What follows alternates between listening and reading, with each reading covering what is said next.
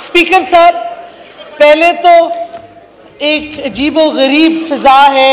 मुझे आज एहसास हुआ है कितनी आसानी से अमेरिका का पैसा और अमेरिका की धमकी गद्दारों को इकट्ठे मिला लेती है। इसी वास्ते ये इस कौम की बदकिस्मती है कि अमेरिका ने जब से पाकिस्तान बना है हमारे लीडर्स को खरीद के पहले कू के बाद आज तक उनको आदत हो गई है कि धमकी दो और पाकिस्तान के सियासतदान आपके नीचे झुक जाएंगे। आज भी वही मंजर हो रहा है इधर, तो ये एक अवेयरनेस है। दूसरी हैरानगी की बात है कि मौलाना साहब की पार्टी के जो शख्स थे आज बड़ी बात कर रहे हैं बेनजीर मोहतरमा बेनजीर की, पीपीपी की। 9 सितारे तो ये थे जिन्होंने जुडिशियल मर्डर करवाया, ये वो 9 सितारे थे। मतलब मुफ्ती महमूद इनको आज वो पार्टी देखें पैसे के ऊपर कैसे बदल गई है। तो ये मुझे बताएं, ये जो ऑपोजिशन इकट्ठी हुई है इनका क्या नजरिया है, क्या मौकफ है सिवाय अमेरिका की गुलामी और पैसे का खेल? कोई बता दे। पेट फाड़ के पैसे निकाल रहे थे एक दूसरे के, आज एक दूसरे को झप्पी पप्पी कर रहे। ये हाल है इनका। खुदा का खौफ करें, कोई अपनी सोच, अपनी आजादी रखे। शर्म की बात है। बहरहाल, और एक और बड़ी हैरानगी की बात है स्पीकर साहब, आपने इनको इनवाइट किया, हुकूमत ने इनको इनवाइट किया कि वो डॉक्यूमेंट आके देख लें, उसमें आप डिस्कशन कर लें। क्यों नहीं आते? क्योंकि इनको पता है उसमें क्या लिखा हुआ है और ये उस साजिश का हिस्सा है। तो जब तक ये नहीं आएंगे ये बहाना बनाएंगे कि फेक डॉक्यूमेंट है। अगर फेक डॉक्यूमेंट है तो नेशनल सिक्योरिटी कमेटी, जिसमें chief of army staff, chief of naval staff, chief of the air force, DJI, joint chief of staff, सारे बैठे थे apart from the political leadership. क्या सबने इस फेक डॉक्यूमेंट को जेन्युइन मान लिया? आप सब पे ये तोहमत लगा रहे हैं।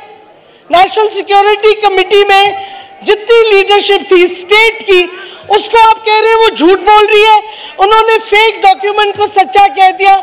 और भाई जुर्रत करें, आके देख लो वो डॉक्यूमेंट इन कैमरा। लेकिन मुझे पता आप क्यों नहीं आते, क्योंकि आप उस साजिश का हिस्सा है जिसमें क्लियरली लिखा हुआ है कि इमरान खान को हटाओ और नो कॉन्फिडेंस वोट को जिताओ तो all will be forgiven. What will be forgiven? कौन सा जुल्म पाकिस्तान ने किया है? आजाद ख्याल दिखाए, we will forgive you. Who the hell is America to forgive us? And for what crime? क्या किया है पाकिस्तान ने? प्राइम मिनिस्टर ने एक आजाद फॉरेन पॉलिसी दी तो अमेरिका हमें माफ नहीं करेगा, ये धमकी मिल रही है। खुदा के वास्ते कुछ शर्म करें। एक पाकिस्तानी हो के बजाय इसके कहना बेगर्स कांट बी चूजर्स। और भाई आपका दिमाग है बेगर का, कौम बेगर नहीं है, कौम आजाद है। आप भीख मांगने ले होंगे। और स्पीकर साहब, मैं जरा बताऊं आपको, स्पीकर साहब, अमेरिका की ये रवायत रही है, जो कमजोर मुल्क होगा जिसके लीडर्स बिकेंगे वो रिजीम चेंज मांगेंगे, जैसे अब मांग रहे हैं इन लोगों से फिर इनको पावर में लाने का। मैं ज्यादा नहीं कहना चाहती, लेकिन ये अमेरिका का पुराना तरीका है। 1953 में ईरान में कू किया, मुसद्दक जो डेमोक्रेटिकली इलेक्टेड लीडर था उसको हटाया गया। ये बरतानिया और अमेरिका की साजिश थी और शाह ईरान को वापस आके तख्त पे बिठाया। सुएज कैनाल में डिबैकल हो गया, कोशिश की नासिर को हटाने की, वेस्टर्न कंट्रीज ने नहीं हटा। फिर इजराइल ने लेबनान पे हमला किया, फिर अमेरिका और यूरोप ने जो हशर किया है नेशनलिस्ट मुस्लिम ममालिक का, इराक ले लें, लिबिया ले लें, क्या कहते सीरिया ले लें, हशर देखें क्या किया है। ये कोई नई चीज नहीं है। और ये तो और छोड़े, 100 साल 1898 से 1994 अमेरिका ने लैटिन अमेरिका में 41 टाइम्स रिजीम चेंज करवाया है, हुकूमतें हटाई हैं, जमहूरी लीडर्स को, स्पीकर साहब, जमहूरी लीडर्स को या कत्ल कराया है या हटवाया है और डिक्टेटरशिप लाए हैं। ये अमेरिका का पुराना तरीकाकार है रिजीम चेंज का। अभी पिछले दिनों में बाइडेन ने तुर्की को धमकी दी, बाइडेन ने जाके एक तीसरे मुल्क में, पोलैंड में कहा कि पुतिन को हटाओ, रूस में रिजीम चेंज लाओ। ये अमेरिका का तरीका है। तो जो धमकी हमें भी दी गई है ये इसी मैसेज का है, ये कोई नई चीज नहीं है। और फिर अमेरिका कहते हैं हमने ऐसी कोई धमकी नहीं दी। मेरी बात सुने, एक मुल्क जो यूनाइटेड नेशन में जाके झूठ बोलता है पूरी दुनिया से Iraq weapons of mass destruction पे कि इराक के पास वो हथियार हैं जो निकले नहीं, और फिर बाद में तस्लीम किया गया कि अमेरिका ने झूठ बोला है। ऐसे मुल्क का कहना कि हमने नहीं कुछ किया, कौन मानने के लिए तैयार है? पाकिस्तानी कौम नहीं मान सकती। रिजीम चेंज अमेरिका की फॉरेन पॉलिसी का हिस्सा है और हमारे रूलर्स उनके साथ मुलव्वस होते रहे हैं। अब मैं उसी पे आती हूं। एक हमारे लीडर ने अभी रिसेंटली एक कॉन्फ्रेंस में कहा हमारे बड़े, and I quote, deep seated relations with the US. तो मैं आपको, कौम को और आपको सभी को बताना चाहती हूं क्या ये डीप सीटेड रिलेशंस हमारे थे अमेरिका के साथ। पहली चीज थी, अमेरिका ने हमारे लिए घसीटे गए सेंटों और सीटों में मिलिट्री पैक्स अमेरिका के, जबकि अमेरिका ने आपको वाज़ेह तौर पे स्टेटमेंट दी कि हम आपकी इमदाद नहीं करेंगे अगर आपके जंग हुई हिंदुस्तान से। उसके बावजूद हमें फंसा लिया अमेरिकनों ने। हमारे लीडर्स डॉलर्स के पीछे झुक गए अमेरिका के सामने, और क्या नतीजा हुआ? 1960 में अमेरिका का स्पाई प्लेन U-2 उड़ा था। बड़ा बेर बेस, आप जानते होंगे बड़ा बेर को, खैबर पख्तूनख्वा का हिस्सा है। आपने अमेरिका को ये बेस दी, उधर से उनका स्पाई प्लेन उड़ा, सोवियत यूनियन ने गिराया, गैरी पावर्स को अरेस्ट किया, और पाकिस्तान को सोवियत यूनियन ने धमकी दी कि हम आप पे अटैक करेंगे। तो स्पीकर साहब, शुरू दिन से आपकी जो अमेरिका के साथ रिलेशनशिप थी वो यकतरफा थी। आप झुकते जाते थे, वो आप पे दबाव डालते जाते थे और ऊपर की लीडरशिप को पैसे बांटते जाते थे। ये आपकी deep seated relations with the US है। फिर आप देखें क्या किया। और अगर मैं आपको सबको सजेस्ट करती हूं, आप जुल्फिकार अली भुट्टो की किताब पढ़ें, द मिथ ऑफ इंडिपेंडेंस। उसने कहा, पूरी हिस्ट्री दी हुई है पाकिस्तान की गुलामी अमेरिका के सामने, आप वो जरूर पढ़ें। उसमें अब आप देखें 1965 का पाकिस्तान इंडिया की वॉर, हम अमेरिका के हिमायती सेंटर सीटों में, हमें अमेरिका ने हथियार बेचे।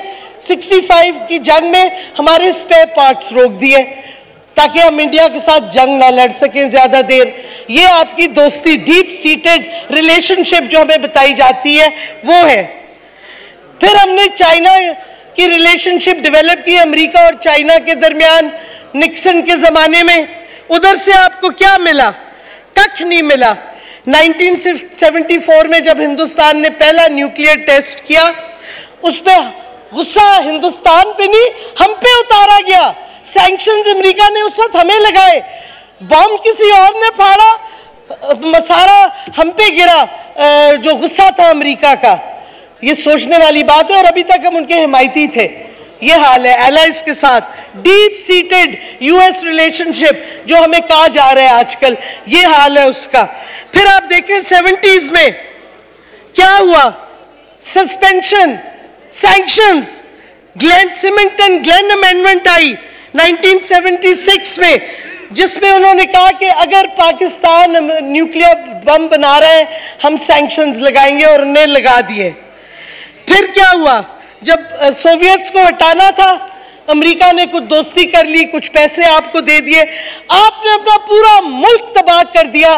मुजाहिदीन की और अमेरिका की जंग लड़के अफगानिस्तान में, ड्रग कल्चर, कलिश्निकोव कल्चर और मिलियंस ऑफ रेफ्यूजीज आए आपके मुल्क में।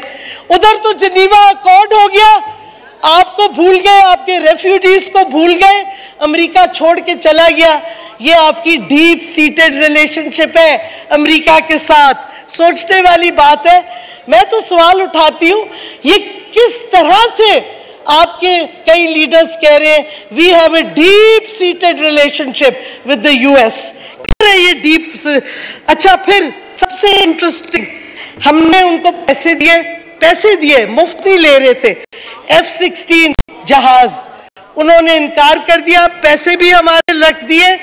और 1989 में बुश सीनियर ने सर्टिफाई नहीं किया पाकिस्तान का, और उन्होंने कहा कि हम आपको ये जहाज नहीं देंगे। $324.6 मिलियन हमने उन्हें दिए थे। अमेरिका ने क्या कहा, हम आपके पैसे वापस करते हैं, लेकिन हम पैसे नहीं देंगे, वीट और सोयाबीन आपको दे दी। $324.6 मिलियन की वीट और सोयाबीन आपको दे दी, ना जहाज मिले ना आपके पैसे वापस मिले। ये आपकी deep seated relationship with the US है। अब आप देखें 2002 में मिलिट्री सैंक्शंस हट गई हिंदुस्तान पे, न्यूक्लियर की जो लगी थी, हम पे से नहीं हटी। हमें उन्होंने कहा, आप अभी कहते हैं ह्यूमन ट्रैफिकिंग, कभी कोई बहाना, सैंक्शंस नहीं हटाई। फिर वॉर ऑन टेरर आ जाता है। वॉर ऑन टेरर पे जो हमारी जंग नहीं थी, प्राइम मिनिस्टर सही कहता है, अमेरिका की जंग थी। और जब मुशर्रफ गया, उसके बाद 2 हुकूमतें जो आई आपकी सिविलियन, 400 ड्रोन हमले हुए। स्पीकर साहब, 400 ड्रोन हमले हुए पीपीपी और नून की हुकूमतों के दौरान। हमारे पूरा फाटा का इलाका तबाह हुआ, हमारे इनोसेंट शहरियों को ट्राइबल एरिया में मारा गया, जनाजों पे ड्रोन अटैक हुए, शादियों पे ड्रोन अटैक हुए, मदरसों पे ड्रोन अटैक हुए। सिवाय इमरान खान के कोई और लीडर इधर से खड़ा हुआ जिसने उसको अपोज किया? किसी ने नहीं। बल्कि अगर आप अमेरिकन पढ़ें, जो अब इंफॉर्मेशन आ रही है, जरदारी ने कहा कि मुझे कोई फर्क नहीं पड़ता अगर हमारे सिविलियन मरते हैं ड्रोन अटैक में, आप करते जाएं ड्रोन अटैक। ये आपकी डीप सीटेड रिलेशनशिप है अमेरिका के साथ, और आपके लीडर्स की गुलामी अमेरिका के सामने। तो ये हमें जब कहते हैं ना डीप सीटेड रिलेशनशिप, ये डीप सीटेड सबसर्वियंस है। स्पीकर साहब, ये डीप सीटेड रिलेशनशिप जो है, ये डीप सीटेड सबसर्वियंस है। इसी वास्ते अमेरिका ने धमकी दी, ये पूरी साजिश की गई।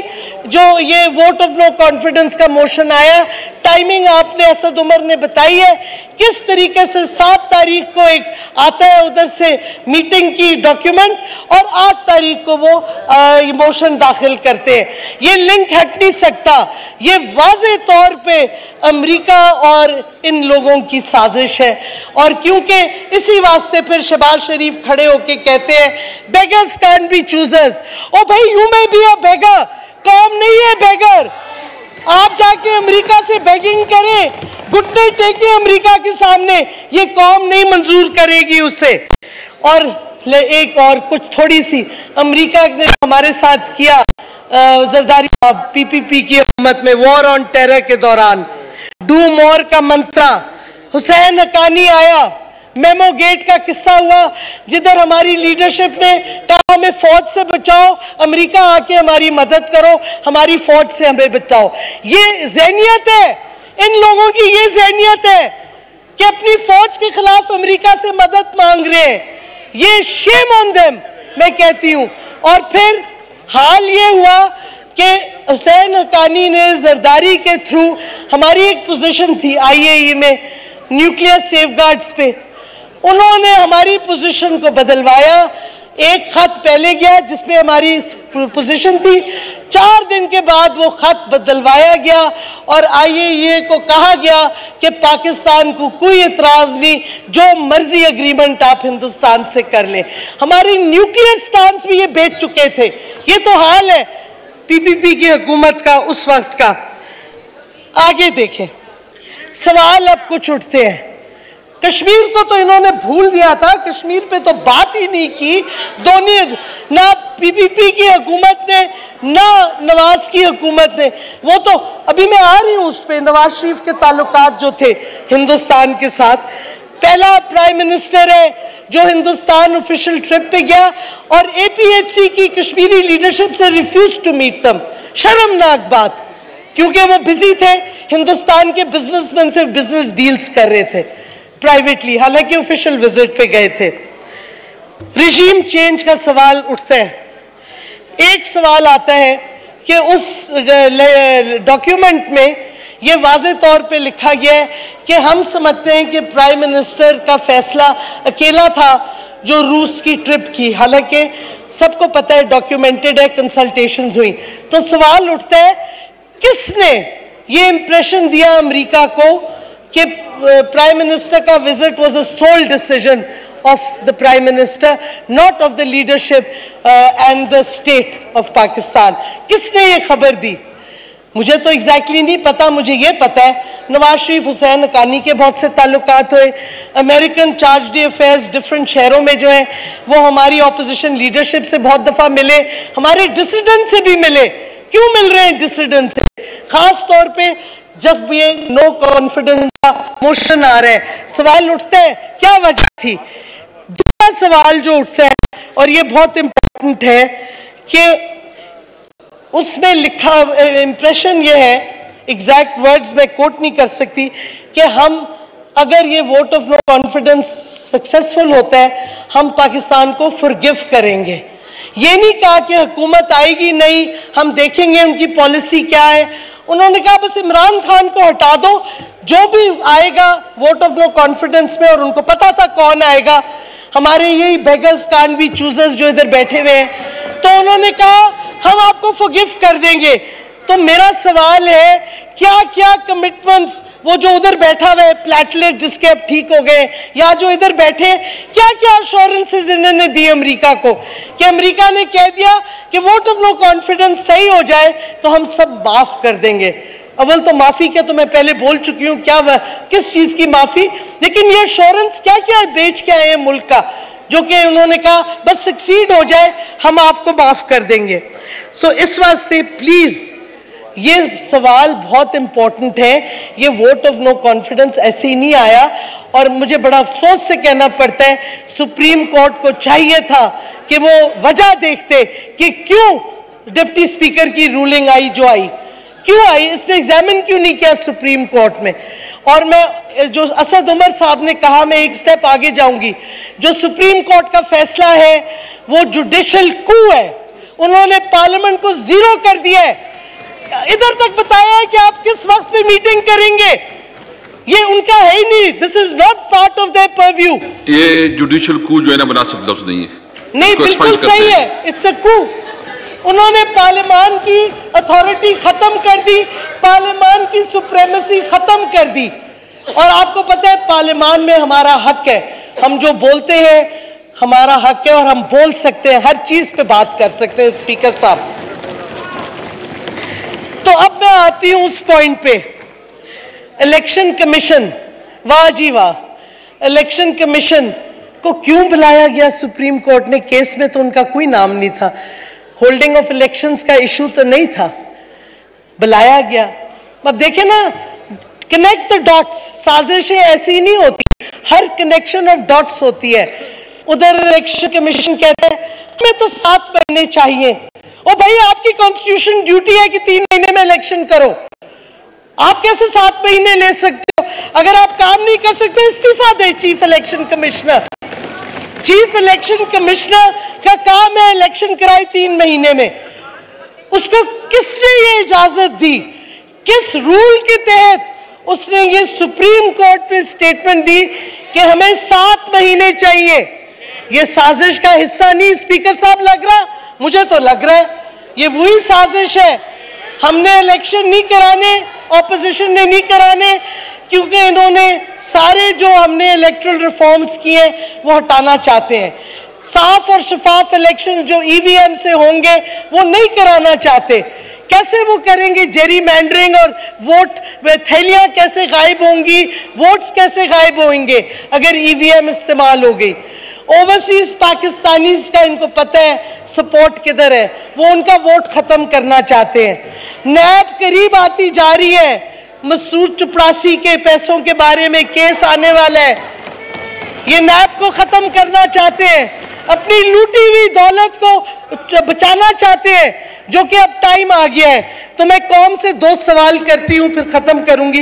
पहला ये, मैं नहीं कह रही कौन गद्दार है, कौन फैसला करे। कौन सा सदर था जिसने मुंबई के बाद इंडिया को कहा कि मैं आईएसआई चीफ को हिंदुस्तान भेजने के लिए तैयार हूं? क्या ये गद्दारी नहीं है? किसने ये कहा था? किसने अपनी हुकूमत के दौरान खुलेआम छुट्टी सीआईए और ब्लैक वाटर या डायनाकोर को वीजे दिए? फॉरेन ऑफिस पिटता रह गया कि वीजास को करेक्टली देखो, उनकी वीजास को स्क्रूटनी करो। हुसैन हक्कानी जरदारी ने मिलके पूरा मुल्क सीआईए और ब्लैक वाटर को बेच दिया। कौन? ये गद्दारी नहीं है? थैंक यू जी, थैंक यू। अकबर, अल्लाहु अकबर, अल्लाहु